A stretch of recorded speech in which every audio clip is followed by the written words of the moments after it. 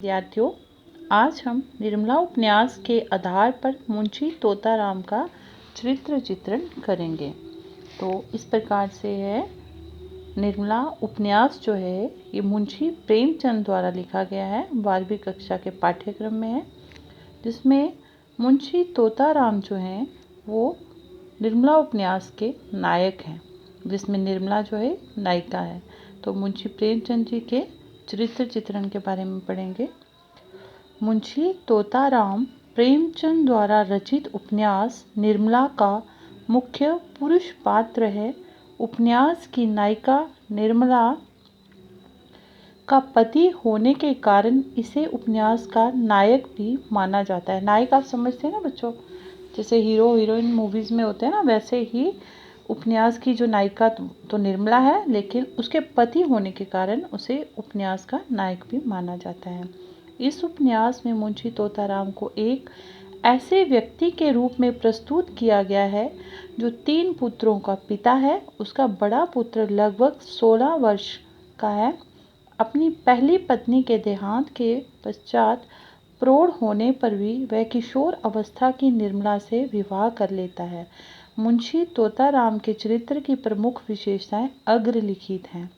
तो सबसे पहले मैं आपको इसका जो है मतलब जो अर्थ है इसका समझा देती हूँ।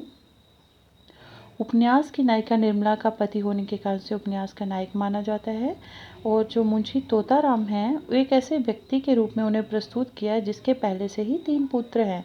सबसे बड़ा पुत्र जो है वो 16 वर्ष का है, जिसका नाम मनसाराम है। अपनी पहली पत्नी के देहांत के पश्चात प्रौढ़ अवस्था होने पर भी, प्रौढ़ हो गया कि बड़ी उम्र होने पर भी, 35 साल का तोताराम है और 15 वर्ष की जो है नायिका निर्मला है। तो देखिए कितना उम्र में दोनों के कितना अवस्था भेद कितना ज़्यादा था, फिर भी उन्होंने अपनी पहली पत्नी उनकी जो रूप कला थी उसकी मृत्यु के पश्चात दूसरा विवाह किया, वे भी किशोर अवस्था की निर्मला से जो छोटी उम्र की थी। तो आगे हम मुंशी तोताराम के चरित्र की प्रमुख विशेषताएं जो हैं वो निम्नलिखित प्रकार से हैं, जो हम पढ़ेंगे। सर्वप्रथम जब किसी का भी परिचय पढ़ते हैं या हम किसी का चरित्र चित्रण पढ़ते हैं तो उसके व्यक्तित्व को प्रस्तुत करते हैं। तो इसमें जो मुंशी तोताराम का व्यक्तित्व है वो इस प्रकार है। निर्मला उपन्यास में मुंशी तोताराम को एक 40 वर्षीय वकील के रूप में प्रस्तुत किया गया है। उनकी मासिक आय 400-500 रुपये है। उनके सिर के बाल सफ़ेद हैं, तोंद निकली हुई है तथा देह स्थूल है। उन्हें मंदाग्नि तथा बवासीर की स्थायी शिकायत है। उनका रंग सांवला है। इस प्रकार मुंशी जी को एक सामान्य मोटे ताजे प्रौढ़ व्यक्ति के रूप में इस उपन्यास में चित्रित किया गया है। आपको बताया कि मुंशी तोताराम जो है वो प्रौढ़ उम्र के हैं और पेशे से वो वकील हैं, जिनको वकील के रूप में प्रस्तुत किया है उपन्यास में मुंशी प्रेमचंद जी ने। उनकी जो मासिक आय है, महीने की आय जो है 400-500 रुपये है, और उनके जो देखने में वो कैसे हैं, उनके सिर के बाल सफ़ेद हैं, तोंद आगे निकली हुई है, पेट आगे बढ़ा हुआ है और देह स्थूल है। कि जो इस अवस्था में जैसा व्यक्ति का शरीर हो जाता है वैसे वो देखने में लगते हैं। उन्हें मंदाग्नि और बवासीर की जो है बीमारी है, स्थायी शिकायत रहती है। रंग उनका सांवला है। इस प्रकार मुंशी जी जो है को एक सामान्य व्यक्ति हैं जो मोटे ताजे प्रौढ़ व्यक्ति के रूप में उपन्यास में बताया गया है। फिर हम पढ़ेंगे दूसरा पॉइंट आ गया इसमें, हीन भावना से ग्रस्त। उनमें हीन भावना थी कि निर्मला जो थी 15 वर्षीय, वो किशोर अवस्था की जो लड़की थी, बहुत ही सुंदर, सुशील और सर्वगुण संपन्न कहते हैं ना, वैसी थी। निर्मला की अपार सुंदरता के आगे मुंशी तोताराम को अपनी शारीरिक अक्षमता के कारण हीन भावना महसूस होती है। एक दिन कचहरी से आकर जब तोताराम दर्पण में अपनी सूरत देखते हैं तो उनके हृदय में चोट सी लग जाती है। निर्मला उन्हें रतन जटित विशाल भवन प्रतीत होती है तथा स्वयं को वे टूटा फूटा खंडर मान लेते। कि उनमें हीन भावना क्या थी कि निर्मला बहुत सुंदर थी, तोताराम के शरीर के आगे जो है वो निर्मला इतनी सुंदर लगती है और तोताराम उसके आगे कुछ भी नहीं लगते हैं, जिसके कारण उनको हीन भावना होती है। एक दिन कचहरी से जब तोताराम अपने घर वापस आते हैं तो वो दर्पण में, शीशे में अपने आप को देखते हैं तो उनके दिल को बहुत चोट पहुंचती है कि ये निर्मला तो बहुत सुंदर है, जैसे कोई रत्नों से जड़ा हुआ विशाल भवन होता है, निर्मला तो वैसी है और मैं उसके आगे ऐसे लगता हूँ जैसे टूटा फूटा हुआ खंडर हूँ। तो वो अपने आप को टूटे फूटे खंडर सा प्रतीत करते हैं। आगे हम पढ़ेंगे वासना का दास। मुंशी प्रेमचंद जी जो है कहीं ना कहीं वासना के भी दास हैं। मुंशी तोताराम की पहली पत्नी का देहांत हो चुका था तथा उनके 16, 12 और 7 वर्ष के 3 पुत्र थे। बच्चों की ओर घर की देखभाल के लिए उनकी 50 वर्षीय बहन रुक्मणी थी जो विधवा थी। अपनी वासनाओं की तृप्ति के लिए ही मुंशी जी ने 15 वर्षीय निर्मला से विवाह कर लिया है और निर्मला से शारीरिक सुख प्राप्त करने के लिए वे उसे कई प्रकार के उपहार भी देते रहते हैं। निर्मला का हृदय जीतने के लिए कई प्रकार के ढोंग भी करते रहते हैं। यहाँ तक अपने मित्र से कहते हैं कि सोचा था 2-4 साल जिंदगी का मज़ा उठा लूँगा। देखिए तोताराम जो हैं, जो प्रौढ़वस्था के व्यक्ति हैं, उनकी सोच किस तरह थी। मुंशी तोताराम जो हैं, उनकी पहली पत्नी रूपकला का देहांत हो चुका था। उनके 3 पुत्र थे। जैसे मैंने आपको बताया कि 16 वर्ष का मनसाराम, 12 वर्ष का जियाराम और 7 वर्ष का सबसे छोटा बेटा सियाराम था। और घर की देखभाल और बच्चों की देखभाल के लिए उनकी एक विधवा बहन थी रुक्मणी, जो उनके घर पर ही रहती थी। तो उनको विवाह की जो थी वो आवश्यकता नहीं थी, इतनी ज़रूरत नहीं थी। उनके बच्चे बड़े हो चुके थे, जबकि उनका सबसे बड़ा बेटा 16 वर्ष का था। तो उससे भी छोटी कन्या 15 वर्ष की निर्मला से वो विवाह कर लेते हैं। कहीं ना कहीं इसमें ये दिखता है कि उनमें वासना जो है, वासना की पूर्ति के लिए वो ये विवाह करते हैं, वासना के दास भी हैं। अपने शारीरिक सुख के लिए वो कई प्रकार के उपहार भी निर्मला को देते हैं, उसे कई प्रकार से रिझाने का कार्य भी करते हैं। कभी अपने आप को सजाते हैं, कभी उसे सिनेमा देखने ले जाते हैं। तो इस तरह से मुंशी तोताराम जो है कई प्रयत्न करते रहते हैं और अपने मित्र से भी कह देते हैं कि सोचा था विवाह करके 2-4 साल ज़िंदगी का मज़ा उठा लूँगा। अब देखिए मुंशी तोताराम जो है वो शंकालु भी हैं। शंकालु हो गया बच्चे, जो शक करने की वृत्ति जिसमें होती है। मुंशी तोताराम अत्यंत शंकालु स्वभाव के व्यक्ति थे। निर्मला मनसाराम से हंस बोल लेती थी। निर्मला का मनसाराम के प्रति स्नेह भाव तोताराम को कलुषित प्रतीत होता था। कलुषित आपको पता है ना क्या होता है, बुरी भावना से दिखती थी, वो इनको अच्छा नहीं लगता था। ये मनसाराम को निर्मला से दूर करने के लिए मनसाराम को छात्रावास भेज देते हैं। तोताराम इतने शंकालु स्वभाव के कि बेटे के बीमार होने पर उसे छात्रावास से अस्पताल ले जाते हैं, किंतु घर पर नहीं आने देते। तोताराम के शंकालु स्वभाव के कारण पुत्र मनसाराम की मृत्यु हो जाती है। जब शक की बात करें मुंशी तोताराम के स्वभाव की, तो काफ़ी शंकालु किस्म के व्यक्ति थे। जिस कन्या को वो विवाह करके अपने घर लाए थे, वो 15 वर्ष की है और उनका सबसे बड़ा बेटा जो है वो 16 वर्ष का है। तो जब वो उसको विवाह करके अपने घर लाए तो वो उनके बच्चों की माँ थी, जो कि सम्मान के लायक थी, जिसको सम्मान देना चाहिए था कि वो उनके बड़े बड़े बच्चों को जिसने अपना लिया, उस घर को अपना लिया, उस घर के वातावरण में खुद को डाल लिया। लेकिन जो तोताराम थे, उन्होंने निर्मला और मनसाराम के खुले व्यवहार को जो है वो कलुषित समझते थे, बड़ा गलत व्यवहार से देखते थे वो। तो मनसाराम को निर्मला से दूर करने के लिए यहाँ तक उन्होंने मनसाराम को छात्रावास हो गया हॉस्टल में भी भेज दिया।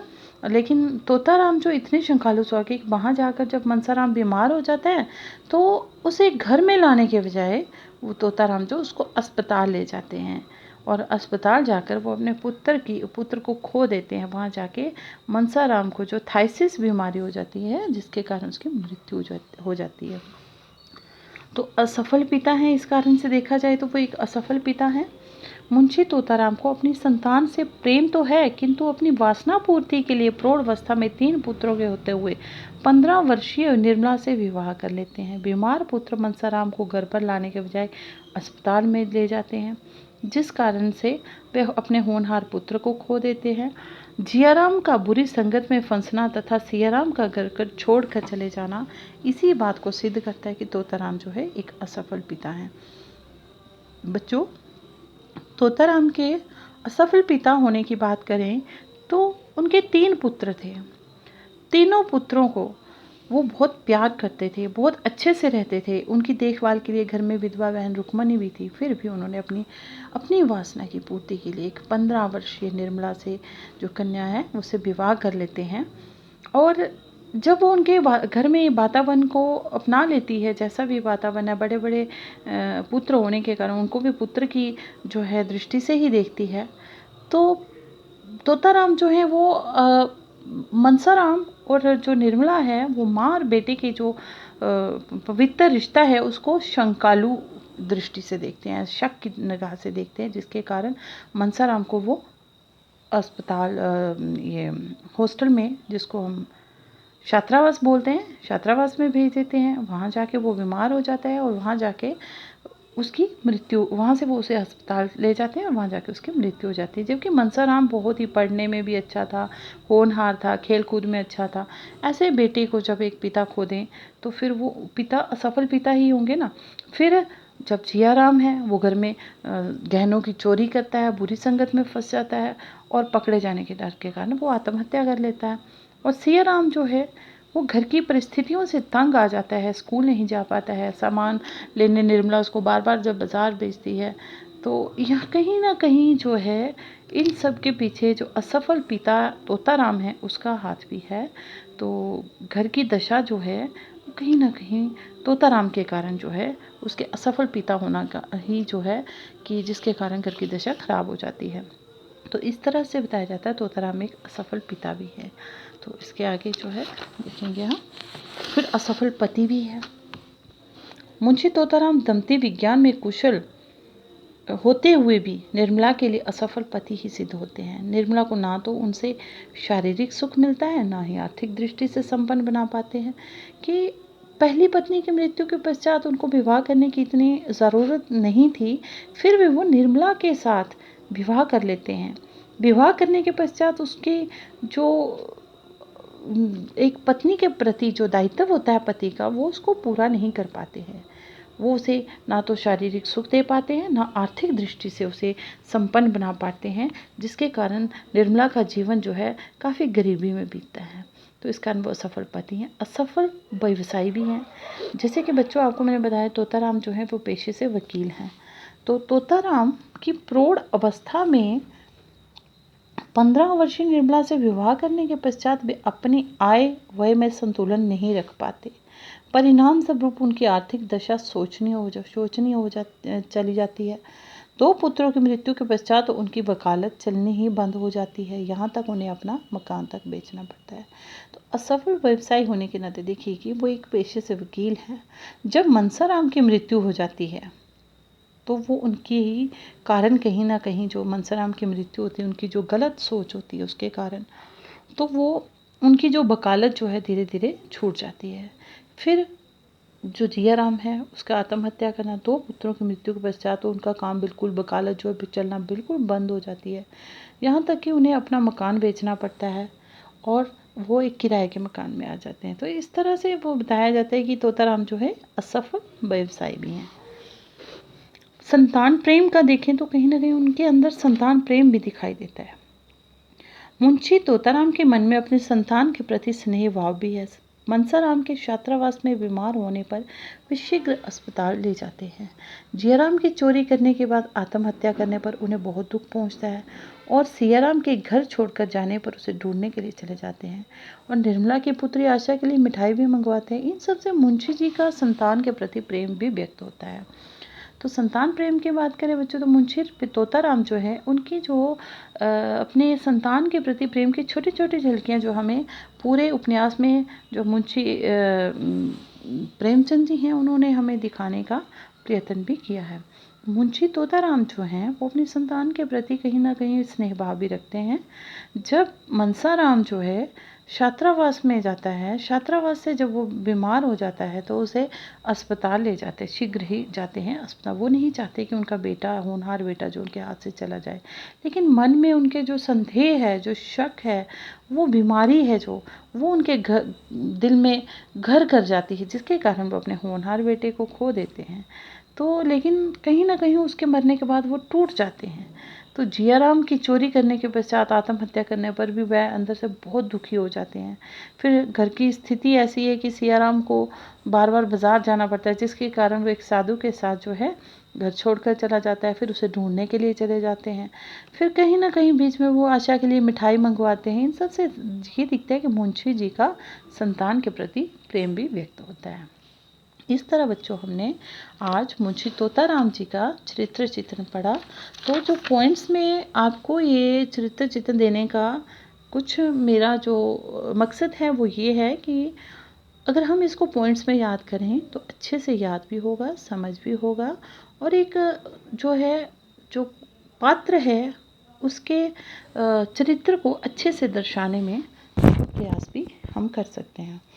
तो अच्छा बच्चों, मैंने आपको जैसे निर्मला का चित्र चित्रण दिया है, तोताराम का चित्र चित्रण दिया है, इसी तरह मैं आपको अन्य चरित्र चित्रण भी जो है यूट्यूब चैनल के माध्यम से देती रहूँगी। उम्मीद करती हूँ कि आप इसका लाभ उठाएंगे। बार बार इसको देखिए, सुनिए और इसको याद भी करिए और अपनी सुविधा के लिए अपनी कार्य पुस्तिका पर उतार लीजिए।